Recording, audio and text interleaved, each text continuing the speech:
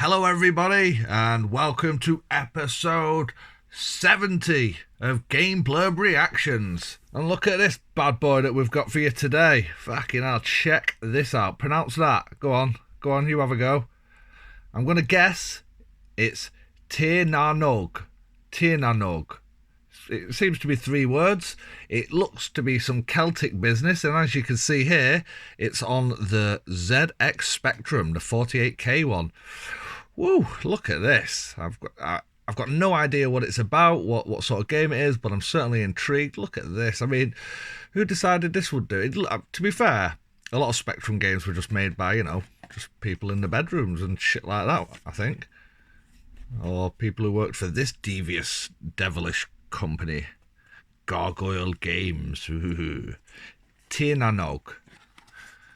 Yeah, it's got a Celtic feel about it, hasn't it? The name almost, it sounds a bit Welsh. It's quite a nice disc.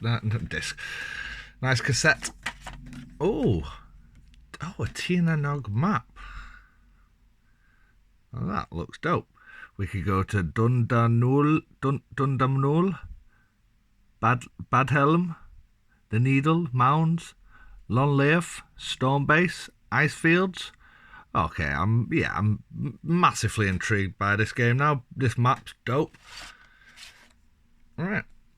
A bit of a booklet. Let's find out what we're about. Tirnanog. There was no writing, was there? No blurbs to read. Okay. Oh, what is Tirnanog?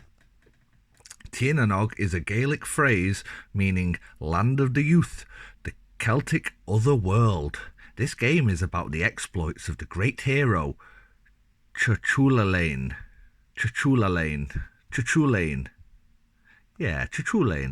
Following his departure from the world of the living and his entry into Tirnanog, his subsequent attempts to locate and reunite the fragments of the Seal of Callum, or Calum, form the basis of a vast interactive adventure set in the magical landscapes of Celtic mythology. This sounds dope as fuck. This sounds like a game that there isn't tell anyone, guys, is there a game that's on some shit like this? I mean, what's the closest? Fucking some Norse mythology shit on I don't know, God of War, Assassin's Creed. I don't think we've got anything that sounds as Celtic-y as this, as Gaelic-y. Sounds dope. How Tirnanog works. The keyboard. If you remember, you play on a keyboard on the Spectrum for a lot of games. You put your tape in. Hey. Some other useful information. Pathways, doorways. Extracts from the Leabhar Glacharm, the Book of Tears, being the history of the Seal of Callum and the fame of the Sedif.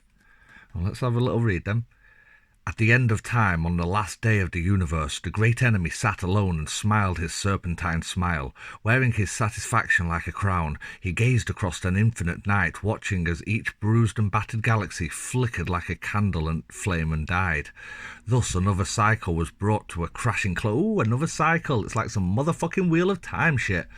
Thus another cycle was brought to a crashing close, another cycle dominated and tortured and fashioned in his own image, another cycle in an unbroken chain of cycles in which his will had reigned unchallenged, and this, thought the great enemy, was good.